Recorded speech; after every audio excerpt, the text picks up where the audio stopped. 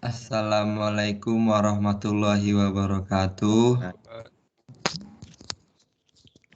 Ya, jadi di sini kami dari kelompok 8 ingin mempresentasikan apa yang sudah kami kerjakan dengan tema kami mendapatkan tema yaitu riba dalam perspektif tafsir tematik. Ada pula kelompok kami dari kelompok 8 beranggotakan 3 orang. Yang pertama Yoga Paripurna dengan NIM 039. Ya, itu yang melambaikan tangan barusan. Terus yang kedua ada Bagus Rino Pangayom, melambaikan tangan coba. Nah, dengan NIM 061 dan dengan saya sendiri Fuad Rizkani NIM 047. Oke. Jadi next. Nah, jadi di sini kami akan menjelaskan tentang riba. Oke, yang pertama definisi riba ya. Yang mungkin kalian semua teman-teman juga udah bakalan ya udah nggak asing lah ya, sudah familiar dengan kata-kata riba gitu ya. Riba berarti menetapkan bunga atau melebihkan jumlah pinjaman saat pengembalian berdasarkan persentase tertentu dari jumlah pinjaman pokok yang dibebankan kepada si peminjam. Kemudian riba menurut agama ya, secara makna bahasa bermakna yaitu ziyadah atau tambahan.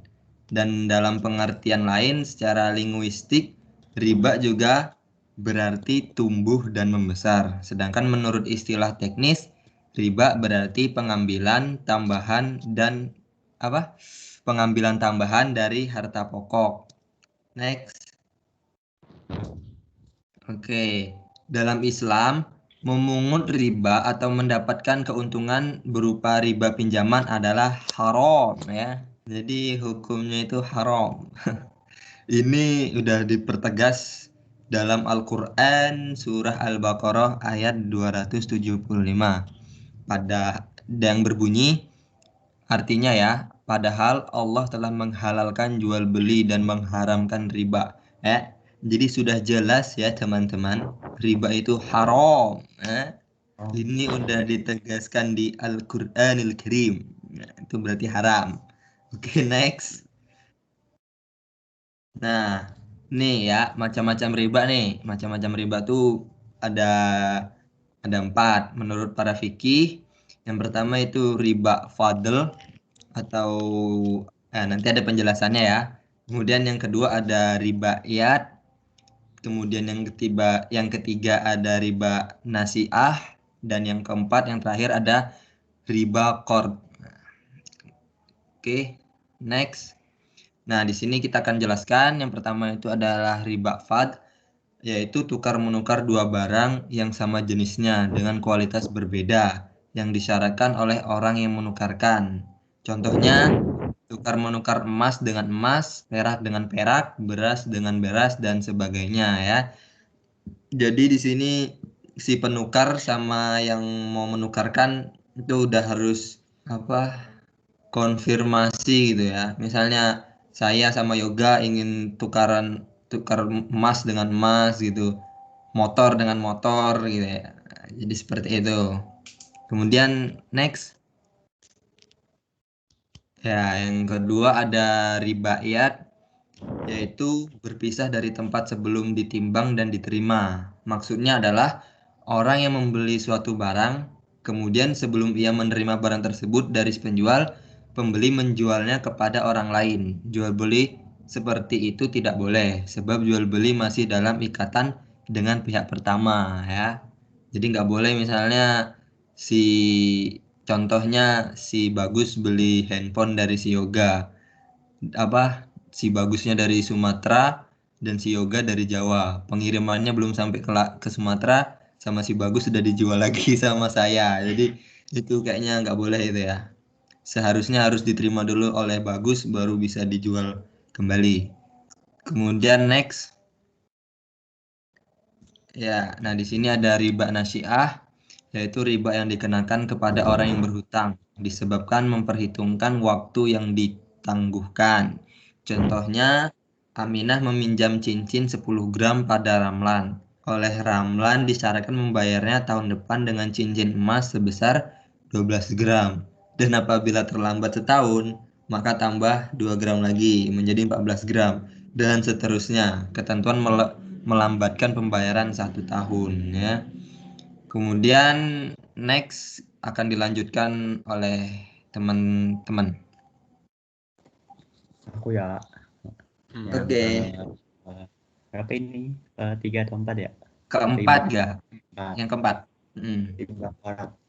Riba korat yaitu meminjamkan suatu dengan syarat ada keuntungan atau tambahan bagi orang yang meminjam atau mempiutang.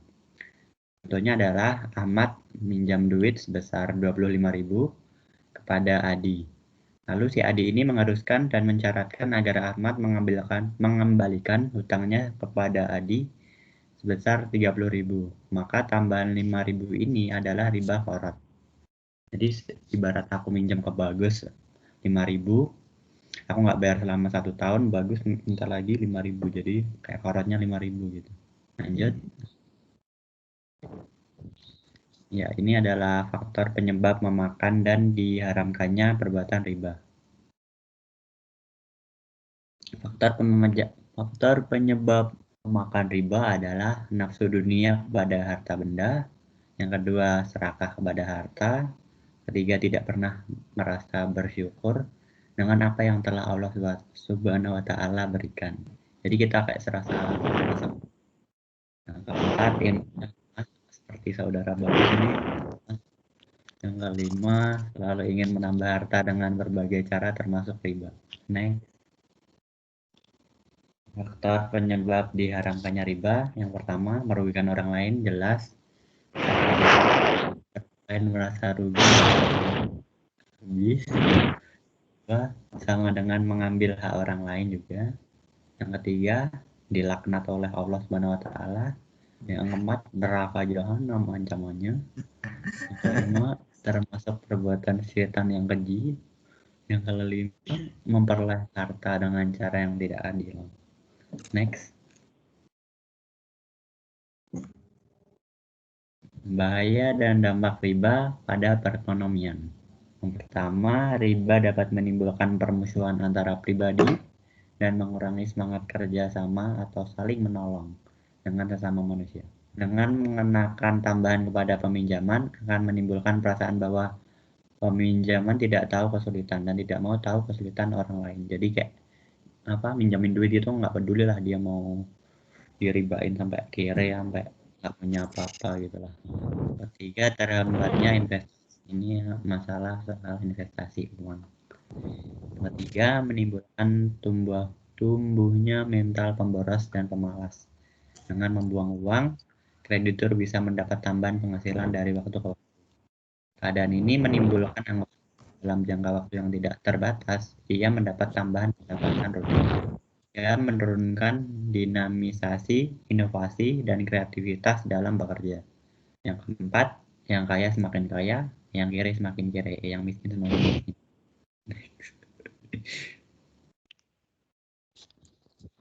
Riba dalam jual beli dan perbankan. Perbankan adalah suatu lembaga yang melaksanakan 3 fungsi utama, yaitu menerima simpanan uang, meminjamkan uang, dan jasa pengiriman uang. Di dalam sejarah perekonomian kaum muslimin, fungsi-fungsi bank telah dikenal sejak zaman Rasulullah SAW. Sallallahu alaihi wasallam. Fungsi-fungsi tersebut adalah menerima titipan harta, meminjamkan uang untuk keperluan konsumsi dan keperluan bisnis, serta melakukan pengiriman uang. Dalam Islam, uang dipandang sebagai alat tukar, bukan suatu komoditi. Diterimanya peranan uang bertujuan untuk melenyapkan ketidakadilan, ketidakjujuran, dan sistem tukar-menukar dalam kegiatan ekonomi, atau yang bisa disebut dengan barter. Barter dalam kegiatan ekonomi Islam sudah tergolong sebagai riba pada yang dijelaskan oleh Mas Fuad tadi, seperti tukar-menukar emas dengan emas, perak dengan perak, beras dengan beras, yang dilarang dalam agama, sedangkan peranan uang sebagai alat tukar dibenarkan. Next.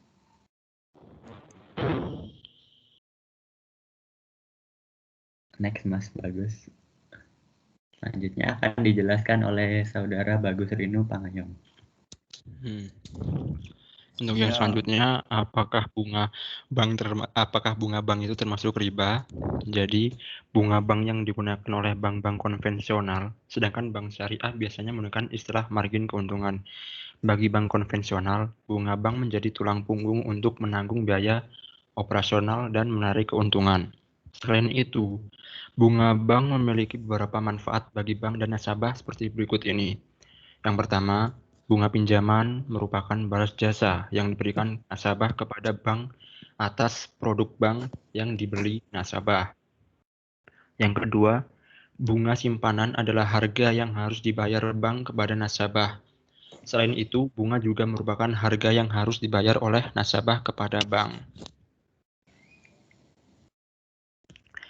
Lalu, sebagai pengganti sistem bunga tersebut, maka bank Islam atau bank syariah menggunakan berbagai macam cara yang digunakan dalam akad kredit dan tentunya bersih dan terhindar dari hal-hal yang mengandung unsur riba, di antaranya sebagai berikut. Yang pertama, wadiah, yaitu titipan uang, barang, dan surat berharga atau deposito. Yang kedua, mudorobah, yaitu kerjasama antara pemilik modal dengan pelaksana atas dasar perjanjian profit dan loss sharing. Yang ketiga, musyarakah, yaitu persekutuan. Kedua belah pihak yang berpartisipasi mengelola usaha patungan ini dan menanggung untung ruginya bersama atas dasar perjanjian tersebut. Lalu, murabahah, yaitu jual beli barang dengan tambahan harga atas dasar harga pembelian yang pertama secara jujur.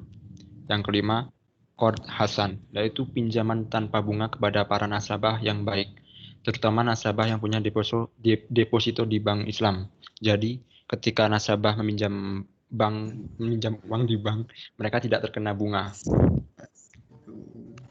Bank Islam juga menggunakan modal yang terkumpul untuk investasi langsung dalam berbagai bidang usaha yang menguntungkan.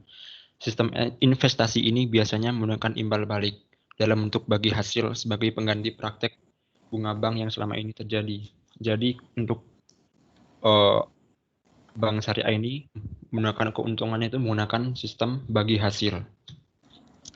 Untuk perbedaan sistem bunga dan bagi hasil sebagai berikut. Untuk sistem bunga, yang pertama penentuan bunga dibuat pada waktu akad dengan asumsi harus selalu untung, yaitu pokoknya si nasabah itu harus untung terus. Lalu untuk sistem bagi hasil yang pertama, penentuan besarnya nisbah bagi hasil dibuat pada waktu akad dengan berpedoman pada kemungkinan untung rugi. Jadi itu dianalisa apakah kemungkinan akan rugi atau untung. Yang kedua, untuk sistem bunga, besarnya persentase berdasarkan pada jumlah modal yang dipinjamkan. Jadi besar bunganya itu berdasarkan jumlah modal. Misalkan semakin besar jumlah modalnya, maka semakin besar juga bunganya. Lalu untuk yang sistem hasil yang kedua, besarnya nisbah bagi hasil berdasarkan pada jumlah keuntungan yang diperoleh. Jadi ketika dapat keuntungan yang besar, maka nisbahnya itu juga besar. Yang ketiga, untuk sistem bunga, pembayaran bunga seperti yang dijanjikan tanpa pertimbangan apakah proyek yang dijalankan nasabah untung atau rugi. Untuk yang sistem bagi hasil, tergantung pada keuntungan proyek yang dijalankan. Bila usaha rugi akan ditanggung bersama kedua belah pihak. Jadi ketika mengalami kerugian, yang akan menanggung bersama itu kedua belah pihak antara nasabahnya dan pihak bank syariahnya. Untuk yang selanjutnya dari sistem bunga yang keempat, jumlah pembayaran bunga tidak meningkat sekalipun jumlah keuntungan berlipat. Jadi jumlah pembayaran bunganya itu tidak meningkat meskipun jumlah keuntungannya itu berlipat. Untuk sistem bagi hasil, jumlah pembagian laba meningkat sesuai dengan peningkatan jumlah pendapatan. Jadi labanya itu meningkat sesuai dengan jumlah pendapatan dari nasabahnya. Lalu yang terakhir untuk sistem bunganya, eksistensi bunga diragukan oleh beberapa kalangan. Untuk sistem bagi hasil, tidak ada yang meragukan keabsahan bagi hasil. Jadi tidak ada yang meragukan dari sistem bagi hasil tersebut. Lalu untuk kesimpulan, riba berarti menetapkan bunga atau melebihkan jumlah pinjaman saat pengambilan berdasarkan persentase tertentu dari jumlah pinjaman pokok yang dibebankan kepada peminjam. Yang kedua, riba secara bahasa bermakna ziyadah atau tambahan. Sedangkan menurut istilah teknis, riba berarti pengambilan tambahan dari harta pokok atau modal secara batil.